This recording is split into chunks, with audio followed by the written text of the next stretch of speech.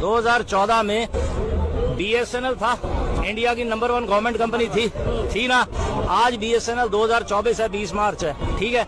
BSNL 3G spectrum पे काम कर रहा है, ठीक है। 3G स्पेक्ट्रम पे काम कर रहा है। BSNL को 4G का लाइसेंस नहीं दिया। चलिए यहाँ तक समझ आ गई। BSNL ने 25 साल के अंदर 80,000 टावर लगाए और लाखों किलोमीटर अंडरग्राउंड केबल बिछा दी। वो किसका पैसा? हमारे टैक्स से गया, ठीक है। अब इन्होंने एक नई पॉलिसी बनाई, नरेंद्र मोदी प्राइम मिनिस्टर बने, उन्होंने मुकेश अंबानी को बुलाया, आमने सामने बात करी कि एक नई कंपनी बनाते हैं। बन गई जियो, बन गई 2014 के बाद ही बनी है ना जियो।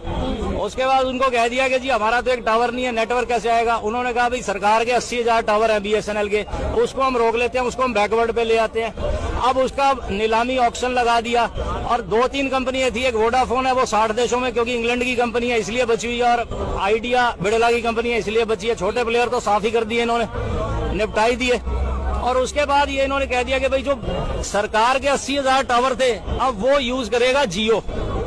अब जियो ने अपना एक भी टावर नहीं कभी किसी जगह लगाया और 80,000 BSNL के टावर वो यूज कर रहा है। और BSNL को 3G दे रखा है और जियो को 5G पे दे रखा है। और सारा जो है वो रॉयल्टी जो रेवेन्यू कमा रहा है वो मुकेश अंबानी ले रहा है। किसी ने उसके ऊपर रेट नहीं लगाई, और कोई लगाए तो कह देंगे ये पाकिस्तान का।